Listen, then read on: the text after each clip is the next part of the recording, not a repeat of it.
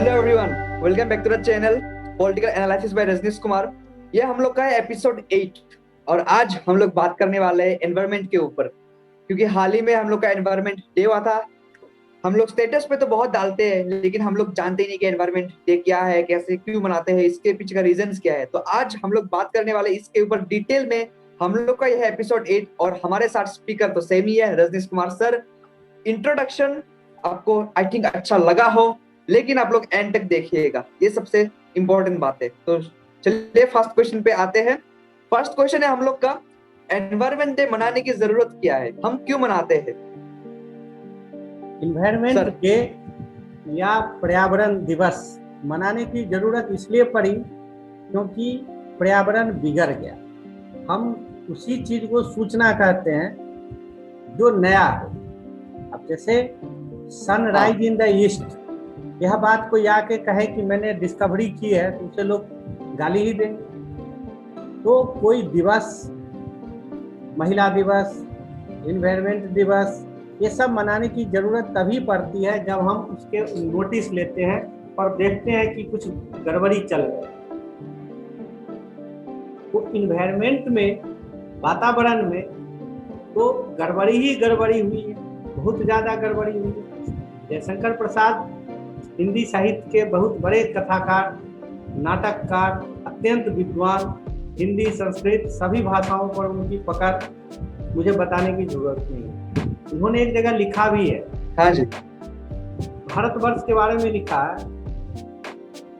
कि जल से भरी नदी, तारों से भरी आसमान, इन नदियों के पानी मीठे, समय पर बारिश होती थी और इस नदी के पानी सींचे हुए फसल इतने पौष्टिक होते थे। इन नदी के पानी को पी करके और मधुर फल खा करके चिड़िया भी मधुर संगीत गाती थी। तो वह एक वातावरण था। आज हम जानते हैं कि कोई भी आदमी किसी भी नदी के पानी को पी नहीं सकता। मैं भी नहाता था बचपन में नदी में और हम लोग पानी पी लेते थे, लेकिन कुछ नहीं होता। लेकिन आज के दिन अगर कोई नदी का पानी पी ले डायरेक्ट तो उसे सांस हो जाएगा। तो नदी का प्रदूषण हो गया, वातावरण का प्रदूषण।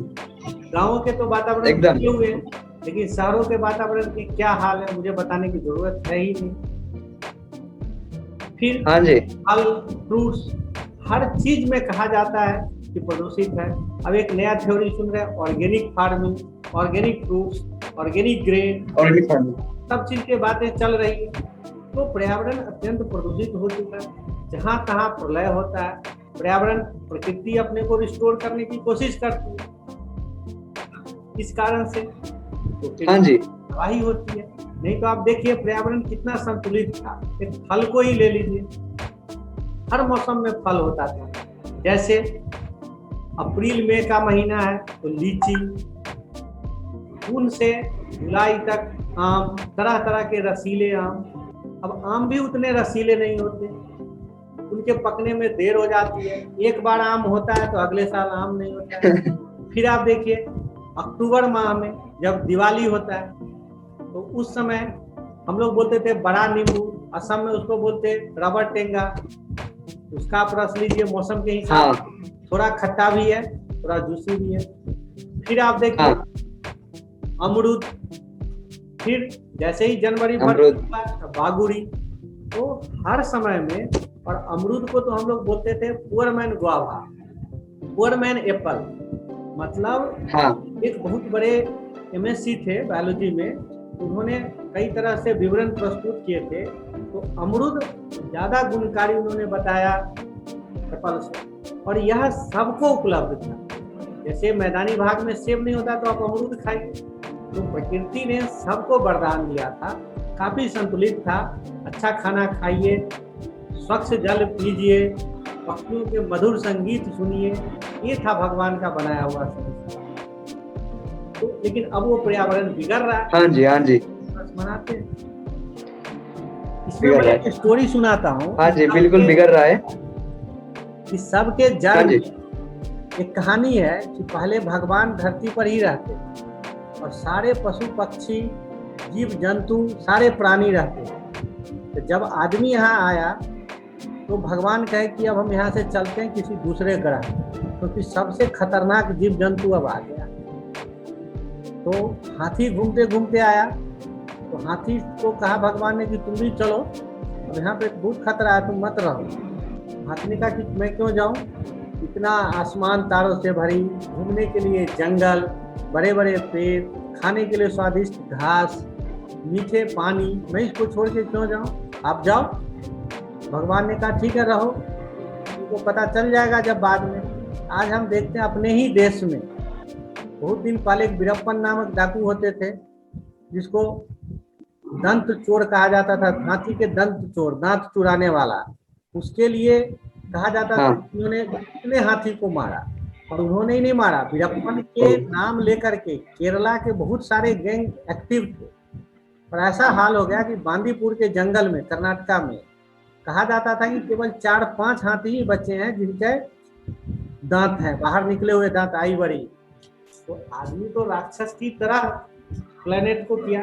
अब देखो ना, भगवान के बड़े बड़े धाम पहाड़ और पर्वत में, आदमी ने तो भगवान को से भगा दिया। उधर केदारनाथ, बद्रिकाश्रम हिमालय में, भोला बाबा कैलाश पर्वत में, 11 के दिन होता था थोड़ा काशी में आ जाते हैं। दक्षिण भारत में देव के सारे मंदिर जंगलों में है, मुर्गा टेम्पल बोलते हैं। तो पर्यावरण बिगड़ने के तो बहुत सारे कारण हो ही गए। हाँ जी, बिल्कुल बिल्कुल, काफी अच्छा स्टोरी था। और अब दूसरे क्वेश्चन में चलते हैं जो कि रिलेटेड ही है। वो क्या है कि जो एनवायरनमेंट पर जो दुष्प्रभाव हुए हैं अभी, वो कैसे हुआ और वो क्यों हुआ, इस पे अगर आप कुछ कहेंगे। पर्यावरण जो बिगड़ रहा, पर्यावरण बिगाड़ने के मुख्य कारण है, उसके दो ही। सर्वप्रथम कारक जो है वो है जनसंख्या, जनसंख्या विस्फोट, जनसंख्या का इरेगुलर इंक्रीमेंट। हम भारत देश में ही हर month we are creating a, हर मंथ नहीं तो at least every year we are creating a country like Australia. इतना पॉपुलेशन हम बढ़ा रहे हैं, बढ़ते लोगों को रोजगार चाहिए, बढ़ते लोगों को गाड़ी चाहिए, बढ़ते लोगों को एसी चाहिए। अब ये सब कहाँ से आए? अब जैसे कहा जाता है कि गंगा नदी प्रदूषित हो रही है, उसमें कारखानों के जहरीले पानी आ रहे हैं। तो कारखानों के जहरीले पानी क्यों आ रहे हैं, कारखाने क्यों लग रहे हैं? क्योंकि आदमी को काम चाहिए। जितने फैक्ट्री है उससे आदमी को काम हो नहीं रहा, आदमी दिन प्रतिदिन बैक्टीरिया की तरह बढ़ रहा है, उनको तो काम देने के लिए कारखाने चाहिए। कारखाने होंगे तो वेस्ट प्रोडक्ट होंगे ही, वो वेस्ट प्रोडक्ट कहाँ जाएंगे? वो तो नदी और नाले में ही जाएंगे, तो नदियाँ प्रदूषित होगी। लोगों को बिजली चाहिए, बिजली कहाँ से आएगा? कोयला से आएगा। कोयला एटमॉस्फेयर को पोल्यूट करती है, कार्बन डाइऑक्साइड और तरह तरह के गैस रिलीज करती है, जो जाके इवन ओजोन लेयर तक को पोल्यूट कर रही है, पेनिट्रेट कर रही है, जिससे चेन रिएक्शन होता है, अल्ट्रावायलेट रेज आते हैं। हम तरह तरह फ्रिज चलाते हैं, एसी चलाते हैं, फ्रियोन यूज करते हैं, फ्रियोन इन्वायरमेंट तक जा रही है, उससे ओजोन लेयर ब्रेक हो रही है। अब बिजली के लिए तो बाद में थ्योरी आया कि पनबिजली होगा, हाइड्रो वाटर प्रोजेक्ट्स होंगे। हाइड्रो वाटर प्रोजेक्ट शुरू में जनसंख्या कम थी तो मैदानी भाग में नदी पे डैम बने, अब जाके पहाड़ पे बनना शुरू हुआ। अब हिमाचल की पहाड़ है, शिवालिक की श्रेणी, वहां से भी संतुष्टि नहीं हुई तो गंगा नदी में टेहरी में बना। टेहरी में THDC, इतनी आप सुनते होंगे उत्तरांचल में हर 2 साल पे भयंकर तबाही मची। THDC का जो प्रोजेक्ट ही था, उसको देख करके ही किसी को लगे अगर वहां जाए, हाइट होने के कारण बॉइलिंग पॉइंट वाटर का कम है, थोड़ा टेम्परेचर बढ़ने से इतना वेपोराइजेशन होता है, इतना वेपोराइजेशन हो जाता है, एकदम से लगता है कि यहाँ भारी बारिश, बादल फटेगा, बड़ी तबाही आए। इतनी हाइट पर डैम बनाने का कोई कॉन्सेप्ट ही नहीं है। तो आखिर डैम बना क्यों? क्योंकि लोगों को रोजगार देना है, लोगों को बिजली देना है। सबके जड़ में कौन है? जनसंख्या। अमेरिका की पॉपुलेशन 50 करोड़ है, लेकिन वह वर्ल्ड में 30% CO2 रिलीज करती है। रूस का पॉपुलेशन तो और भी कम है, तो वो इतनी गाड़ियां, एसी ये सब चलाता है। उसके बाद रूस का पॉपुलेशन आप देखिए कम है, वो दुनिया का 22% पोल्यूशन रिलीज करता है। फिर चाइना, ये ऑथेंटिक डाटा मैं कह रहा हूँ, ऐसे अपने मन से नहीं। अंग्रेजी पत्रकारिता में प्रवीण स्वामी एक प्रतिष्ठित नाम है। सब लोग जो भी अंग्रेजी अखबार पढ़ते हैं वो हिंदू में लिखते हैं, उनको सब जानते हैं। उन्होंने हिंदू में आर्टिकल लिखा था, उसमें ये डाटा दिया। और अमेरिका विकासशील देशों को कहती है कि आप प्रदूषण कम करो। अरे भाई, सबसे ज्यादा तो तुम ही कर। तो सबके जड़ में दो बातें चल रही हैं। हाँ जी। तीन है जनसंख्या। दिल्ली में घर बनता है तो उसके कारण पॉपुलेशन, घर बनने में पॉल्यूट हो जाता है। तो दुनिया में जितने आंदोलन चल रहे हैं जो पर्यावरणविद हैं, कोई अमेरिका को नहीं कहता है कि तुम पॉपुलेशन कार्बन डाइऑक्साइड रिलीज कम करो, अमेरिका को नहीं कहता है। ग्रेटा थनबर्ग मूवमेंट चलाती है। अभी जो किसान आंदोलन में भारत में कूद पड़ी थी, या बहुत बड़े जो इन्वायरमेंटलिस्ट सब हैं भारत को छोड़ के, कोई इस बात के लिए मूवमेंट लॉन्च नहीं कर रहा है कि पॉपुलेशन कम। बांग्लादेश में हमारे बगल में एक तरह से पॉपुलेशन विस्फोट है, इसके कारण, उसी जनसंख्या के कारण भारत के असम, बिहार और भारत के सभी शहरों में बांग्लादेशी लोगों का भारी दबाव महसूस किया जा रहा है। क्योंकि आखिर मनुष्य जन्म लिया है तो रोटी तो खाएगा, नहीं तो काम करेगा ही। तो इसके लिए पर्यावरणविद हैं, कोई मूवमेंट नहीं चला रहा। वो विकासशील देशों पर थोपते हैं कि भाई अब गाड़ी कम चलाइए, कार्बन डाइऑक्साइड कम रिलीज कीजिए, ये कीजिए, जंगल मत काटिए। ठीक है, जहाँ जंगल नहीं काटा जाता, लेकिन लोग हैं तो उनको फर्नीचर चाहिए, लकड़ी तो चाहिए, तो जंगल तो काटा ही जाएगा। और इसके भी बहुत वैज्ञानिक तरीके होते हैं। जैसे कहीं पर आप जंगल अगर नहीं काटें एक लिमिट के बाद, तो वहाँ आग लग जाती है। हमने भी सुनते उत्तरांचल के जंगल में आग लग के और लकड़ी जल के बेकार हो जाती है, सारा चीज गड़बड़। लेकिन एक बात तो साफ दिखता है कि भारत में जो पर्यावरण बिगड़ा है उसका एकमात्र जड़ है ये पोल्यूशन, ये जनसंख्या। अगर भारत में जनसंख्या माने 50 करोड़ भी कम रहता तो हमारे यहाँ उतना प्रॉब्लम नहीं होता कि पर्यावरण दिवस मनाने की जरूरत पड़ती। हम जंगलों को काट काट के लोगों को बचाते, इतना THDC ऐसे प्रोग्राम लॉन्च करने पड़ते, जिससे कि पर्यावरण की हालत एकदम खराब हो गई। कारखानों के पानी से हमने नदियाँ खराब कर ली, बड़े बड़े बांध बनाना पड़ा, जिससे कि बाढ़ तरह तरह को हम दे रहे। तो मैं कम से कर रहा हूँ जनसंख्या एंड द साइंस का ये है बाई प्रोडक्ट। जैसे हम कोई केमिकल बनाते हैं उसमें एक गलत चीज निकलता है, वही है ये साइंस मिलता है, आविष्कार कर रहा है। AC लाया तो फ्रियोन्स लाया, रेफ्रिजरेटर लाया फ्रियोन्स लाया, प्लास्टिक की पैकिंग शुरू हुई। प्लास्टिक कितना बड़ा मुसीबत धार है दुनिया में। करेक्ट। हम जो कलाकारी कर रहे हैं, कलाकारी का अंजाम है। Science and population, two are the main cause of environmental population. वो तो है, डेफिनेटली है, सही है, मतलब डेफिनेटली वो तो है। हम इसका सॉल्यूशंस पे भी आएंगे, फिलहाल हम प्रॉब्लम्स पे डिस्कस करते हैं। और हाँ, जो हमारा अगला क्वेश्चन है, वो अगला क्वेश्चन ये है कि इसका जड़ में क्या है, इसका रूट कॉज क्या है। आखिर किस कारण से एनवायरमेंट पे इतना दुष्प्रभाव पड़ रहा है कि हमें एनवायरमेंट डे भी मतलब मनाना पड़ता है कि हमें, चलो जागरण के लिए हम लोग एनवायरमेंट डे मनाते हैं, तो किस कारण से हमें ये सब डे मनाना पड़ रहा है। इसका जो पर्यावरण बिगड़ा, पर्यावरण में सब चीजें आती है, जैसे water pollution, air pollution, soil pollution, सारे पॉल्यूशन, सब तरह के जो, इवन आजकल मैं सुन रहा हूँ लाइट पॉल्यूशन का एक कॉन्सेप्ट आ रहा है। जैसे हम रोड को प्रकाशित करके रखते हैं, शहरों में बड़े बड़े जगह पे बड़े बड़े लाइट लगे हुए आप देखेंगे, तो रात में जो बर्ड्स है, पक्षी है, वो सोते हैं। अब ये बड़े बड़े रोशनी के कारण उनकी नींद में खलल आ रही है। अब वो कोई गाना नहीं गाते हैं, हमें तो कोई गाना सुनाई नहीं देता है।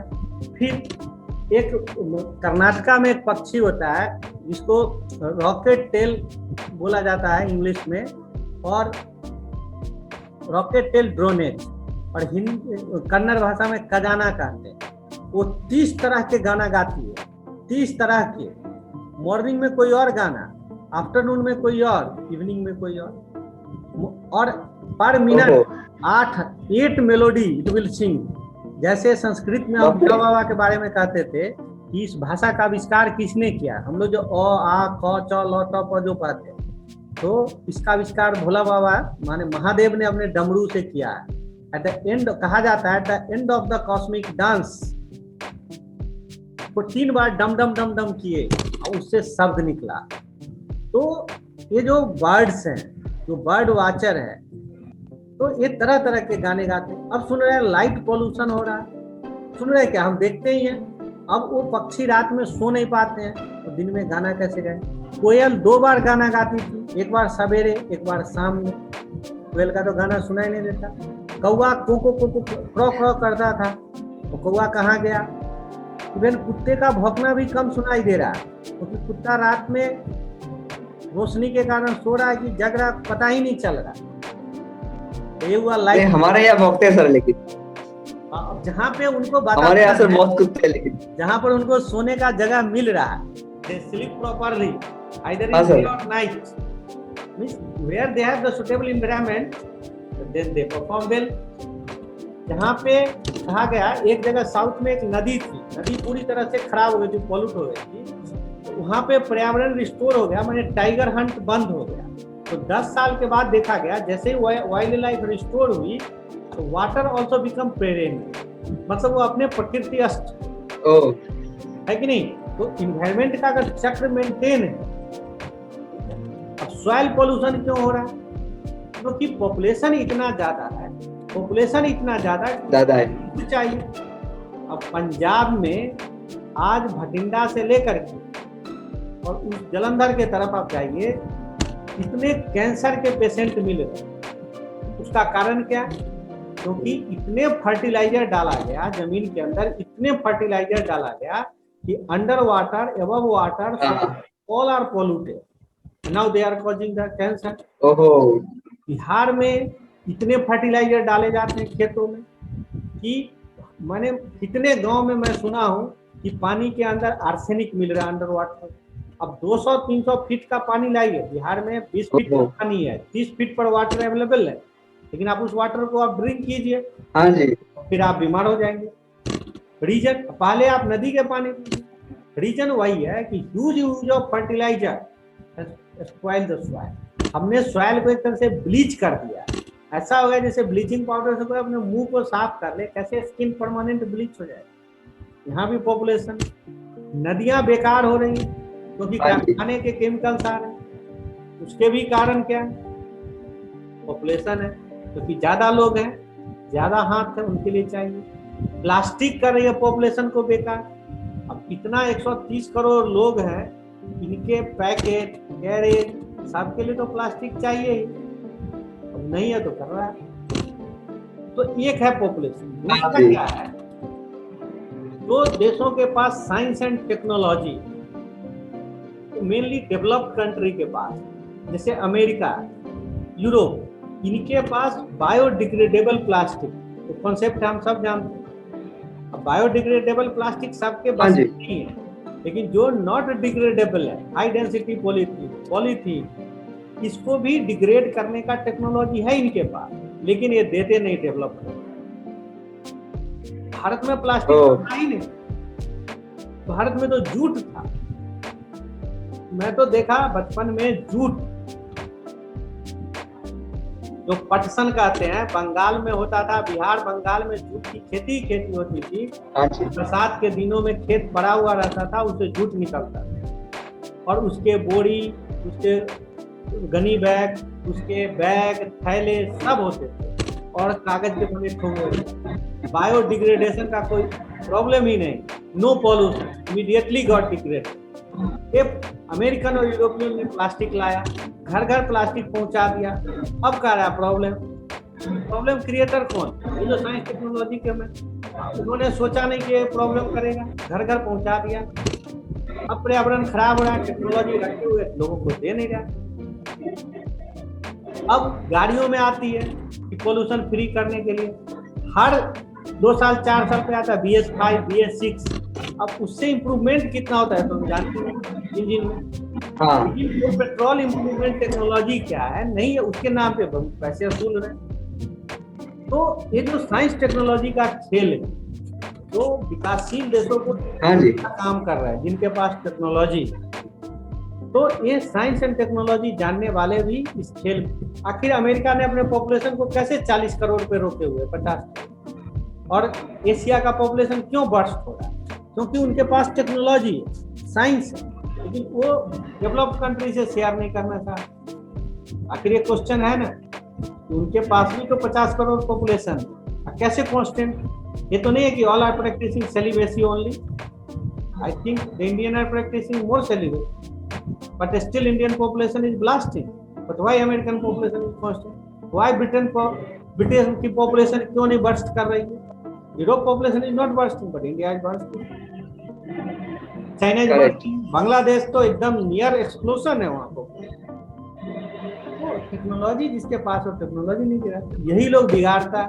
और सबसे ज्यादा इन्वायरमेंट ये अमेरिकन लोग भी पूछते रहता है, यूरोपियन लोग, सबसे बड़ा दोषी तो वही लोग। भारत में कहता है डिफॉरेस्टेशन नहीं, लेकिन जहाँ जरूरी है वहां तो जंगल काटा जाएगा।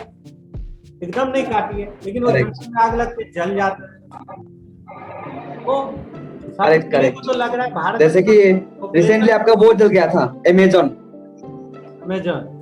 अमेज़न आपका रेन फॉरेस्ट जो वर्ल्ड को देता है 11% ऑक्सीजन।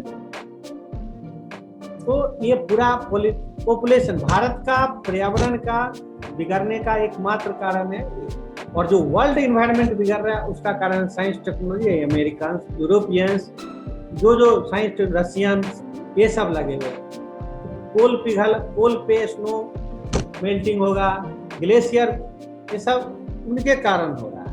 वो तरह तरह के बम फुटाते हैं। अब अभी सुना हमने चाइना ने सन के बराबर टेम्परेचर प्रोड्यूस किया है। यस हाँ, सन के बराबर आप टेम्परेचर प्रोड्यूस कर रहे हैं। जस्ट इमेजिन कैसे हो रहा है आर्टिफिशियल सन।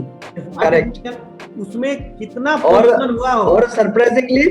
और सरप्राइजिंगली वो सन से 10 टाइम्स ज्यादा उसका डिग्री सेल्सियस है, 10 टाइम्स ज्यादा है नौसी टेम्परेचर। उसमें कौन सा मटेरियल यूज किया, क्या क्या बर्न हुआ, उसके पोल्यूशन इफेक्ट क्या होंगे। है Chinese shared is the world environmentalist, इसने दुनिया के वैज्ञानिकों से संपर्क किया, बताया।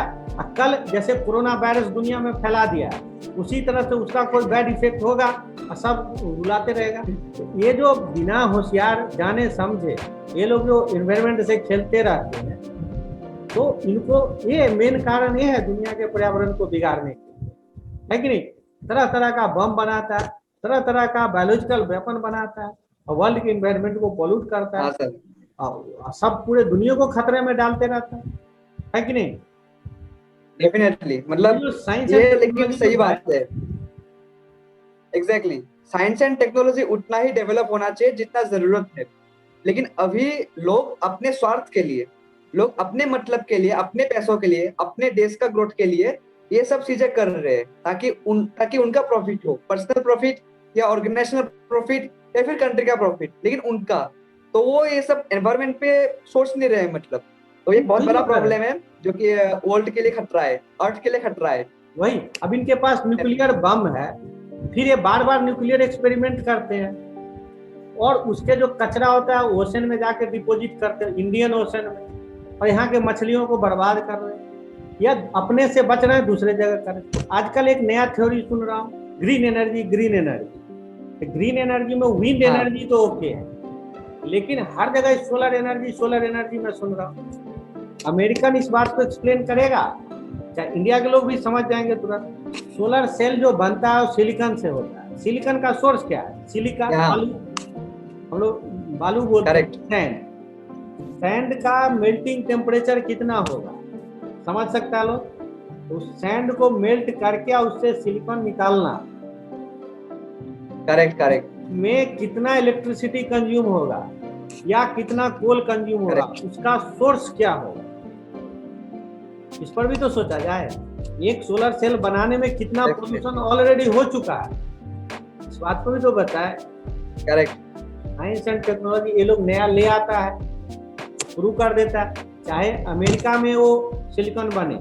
अभी सुना हूँ ये चाइनीज ने जो उसका सिक्यांग है प्रोविंस है, हम जानते हैं, जैसे भारत में थार मरुस्थल है, चाइना में तकला मकान है, तो उसमें वो बहुत बड़ा इसका सिलिकॉन पॉलीमर्स का फैक्ट्री लगा रहा है। अब वो जो हिमालय के पास इतना बड़ा पोल्यूशन क्रिएट करेगा, क्योंकि ग्लेशियर का उसको वाटर, फ्रेश वाटर चाहिए, तो इतना जो पोल्यूशन क्रिएट करेगा उसका हिमालय पर क्या प्रभाव, और उसके माने ग्लेशियर क्रिएट होंगे, क्या होंगे, नहीं होंगे। तो लगाने से पहले ही कुछ चीजें हैं जिस पर वर्ल्ड क्लियरेंस हो, सभी लोग का क्लियरेंस हो, सभी देश सहमत हो, तभी कुछ साइंटिफिक एक्सपेरिमेंट जारी रहना चाहिए, क्योंकि साइंस और डेवलपमेंट ही है। लेकिन मास स्केल यूज जो इन्वायरमेंट को किल करता है, इन्वायरमेंट को पोल्यूट करता है, उस पर व्यापक बहस के बाद बिना पार्शियलिटी के आम सहमति, मेजोरिटी नहीं, बाय कंसेंट, जैसे मेजोरिटी से लागू नहीं करे, हर देश अगर एग्री हो तभी वो लागू किए जाए, जिस साइंस के दुष्प्रभाव है। तो ये मैं कह रहा हूँ, मुझे ये भी यही लोग कल्प्रिट है और इंडिया में आकर फैलाते रहते हैं। हाँ जी डेफिनेटली यही लोग कल्प्रिट है जो गलत करते हैं, लेकिन हम लोग पकड़ते नहीं है, क्योंकि पकड़ भी नहीं सकते, क्योंकि वो लोग लीगली भी करते हैं बहुत कुछ। एनीवे हाँ जी, तो अगला क्वेश्चन है, क्वेश्चन ये सोल्यूशन है बेसिकली, ये इसका सोल्यूशंस क्या है? आपको क्या लगता है कि इसको हम लोग कैसे कम कर सकते हैं? हाउ टू रिड्यूस, मेथड्स क्या होंगे रिड्यूस करने के, सोल्यूशंस क्या हो सकता है इसके? सोल्यूशन मैं शुरू से ही बोल रहा हूँ, सोल्यूशन तो ये है, पहला है कि पॉपुलेशन को चेक करने के मैक्सिमम उपाय हो जो पॉल्यूशन के, जैसे गंगा नदी पे चल रही है नमामि गंगे प्रोजेक्ट, लेकिन अभी हम लोग देखें कोरोना हो गया, कितने उसमें डेड बॉडी फ्लो हुए, अभी हुआ क्यों? क्योंकि पॉपुलेशन इतना ज्यादा, उसको उतना मैनेज करना पॉसिबल नहीं था, हो गया। तो सबसे जड़ में पॉपुलेशन, उसके बाद देश के जो साइंस एंड टेक्नोलॉजी, उसको अपग्रेडेशन की इमीडिएट जरूरत है। मतलब कोई भी फैक्ट्री लगे तो फैक्ट्री से बिना क्लीन किए हुए उस कचरे को नदी में नहीं बहाया, ये एकदम एसेंशियल। वो टेक्नोलॉजी कौन देगा? टेक्नोलॉजी तो साइंस एंड टेक्नोलॉजी डिपार्टमेंट देगा। तो भारत सरकार इस बात को सुनिश्चित करे, नॉर्मल आदमी के बस में नहीं है कितनी साइंस एंड टेक्नोलॉजी लाए। तो ये सरकार का काम है कि सरकार इन्वायरमेंट रखने के जगह साइंस एंड टेक्नोलॉजी पर जोर दे, बहुत बड़े रिसर्च हो और रिजल्ट देने के लिए बोले। ये नहीं कि बिना मतलब के पेपर रिसर्च डॉक्टरेट लिखे जा रहे। माने science should be in consonance with the application, वो बताए कि कारखाने के कचरे कैसे ठीक, ये जो प्लास्टिक है इसके बायोडिग्रेडेशन कैसे हो, ये जो नया थ्रेट हमें दे रहा है, ये जो और जो नई टेक्नोलॉजी कोई भी आती है, जैसे सोलर, थैंक्स गॉड इंडिया में अभी मैन्युफैक्चरिंग की कोई बड़ी बात नहीं चल रही। अगर मैन्युफैक्चरिंग होगी पॉलीसिलिकॉन की, जैसे राजस्थान में है, ये राजस्थान में लोग इसलिए नहीं कर रहे हैं क्योंकि फ्रेश वाटर वहाँ अवेलेबल, इतना ज़्यादा फ्रेश वाटर की ज़रूरत होगी, इतना ज़्यादा, और उसके कारण जो इलेक्ट्रिसिटी की ज़रूरत होगी वो सिलिकॉन बनाने। कोई भी नई टेक्नोलॉजी अगर मास लेवल पे अडॉप्ट हो तो उसके जो दुष्प्रभाव है उसके सॉल्यूशन पहले हो, और then it should be adopted at the large scale. बाकी साइंस टेक्नोलॉजी नहीं तो अंधाधुंध करेंगे तो वो साइंस पर्यावरण दिवस मनाने का कोई बात ही नहीं। साधारण जनता न पेड़ काटता है न कुछ करता है, जिसकी बस में जो है एक पेड़ लगा भी देता है।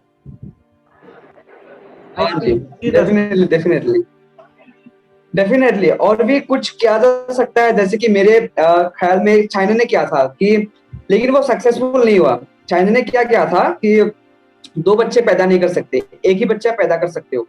तो उससे हुआ क्या, चाइना के जो लोग थे उन्होंने जो लड़की पैदा होते उन्हें वो मार देते थे, एंड जो लड़के होते थे उन्हें वो जिंदा रखते थे। तो इससे हुआ क्या, इससे जो मतलब फीमेल टू मेल रेशियो होता था वो डिसबैलेंस हो गया। क्योंकि लड़के ही वो लोग जिंदा रख रहे हैं, लड़की वो लोग मार दे रहे हैं। और इंडिया तो ऐसा एक कंट्री है जहाँ पे लड़कियों को अभी भी पसंद नहीं करते, कि वो अगर पैदा हुई है तो वो पसंद नहीं करते, मतलब अभी भी पसंद नहीं करते। तो अगर मतलब हम लोग का गवर्नमेंट ये करता है कि एक ही बच्चा पैदा होगा, तब भी वो पॉसिबल नहीं है। क्यों?